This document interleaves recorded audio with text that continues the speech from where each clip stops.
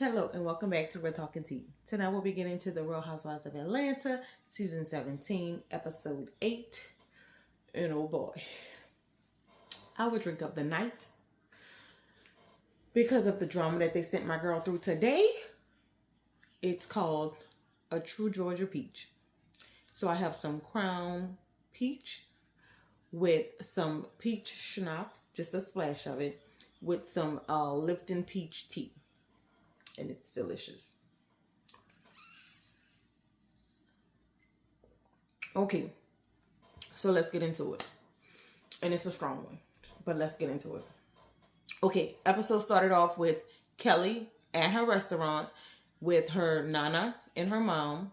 Nana is the person that her restaurant is named after. They were sitting around having conversations. She was telling them how much stress she's been under. She's just been going through it, and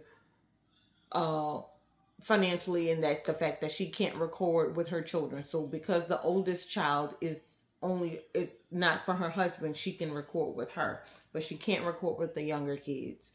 And she also said that one of her restaurants isn't doing too well, and it's one of the ones that just recently opened. So she thought that she would have that grand opening, the business would come, and that's not what happened. So then she discussed her ex-husband just still wanting to have control, and then she talked about her new boyfriend, Jarvis, aka Tony. So that was Kelly. Then we went to K Michelle. K Michelle was with her husband at the dental office. She was going to get her teeth removed and put some implants in or something like that. And she was just telling her husband how Portia, Drew, and Phaedra was ganging up on her. And then once she got in front of Phaedra, she said it was only Portia and Drew, because she was with Phaedra and I think it was Kelly at an event. And she said that was the two that had said something. Yeah, it was K Michelle as well. So now it's all of a sudden they plotting against you, but now it's not Phaedra plotting against you anymore. Okay, whatever, girlfriend. Then it was Portia with Lauren and her mom Diane. She hadn't talked to Mike in a few days, so Mike sent the whole marching band to her house.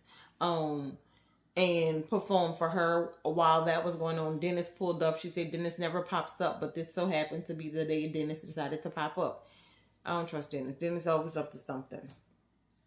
So then she talked about Mike wanting kids, and that'll be a deal breaker for him. And then also Shay wanting kids. And Lauren was like, well, hey, if Shay wants kids, what happens? She was like, Shay could carry the baby herself. Like, I don't have to be a part of that. And so then she asked Lauren about possible sharing her eggs if that's the case. Then Shamia went to her surrogate, and Shadina was with her. She had Kelly that was there for moral support, because Gerald does not want to be seen in the cameras at all, and no way possible. So she had Kelly there for moral support, and she just kind of vented, well, not so much vented, but kind of cried about how this is her last male embryo, and last male, I guess, embryo or egg. I don't know how she called it. I think it was the embryo. That she this is her last male, so she really needs it to take, and they're gonna trust in God that it's gonna take. Then she talked about Gerald having a problem with her recording or filming with a male, like kind of having certain kind of scenes. He's not okay with it. So Kelly was like, bro, I like Gerald, but he is not about to change the dynamic of your career, because you're doing good. So we'll see how that goes. But Gerald don't like the fact that his wife is all over TV, and it's going to become a problem. So at some point she's going to have to choose. Kelly showed her oldest daughter. She's going off to college, and she had her sign a contract, just certain things that she doesn't want her to have to do in college. Then we had Portia and Sway.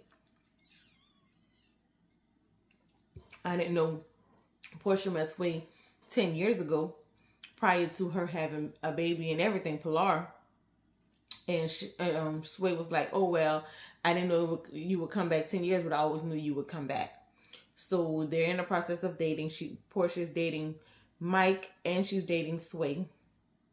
So she's just testing the waters and seeing how it goes. Phaedra hosted a Reiki healing waters event, and Portia came. Well, all the ladies pretty much came, but Pinky and Kay were riding together, and Portia was the conversation, of course, because she's always a conversation. Then when they get to the event, while they're in the car, she mentions that Portia is dating her ex. So then when they get to the event, they all arrived at the same time. Kelly, Shamia, Pinky, and Kay, they all arrived at the same time, and Shamia gets on the floaty in the pool and it has a hole in it. So yeah, so that was a whole situation. So they had to get her out of the water, so she just kind of put her feet in it. And then, excuse me, K. Michelle shared her issues with Portia. She said she didn't like the fact that how she sat in front of her and disrespected Kelly, saying she was dating a married man, well, sleeping with a married man. Then she didn't like the fact that she accused her of having a miscarriage.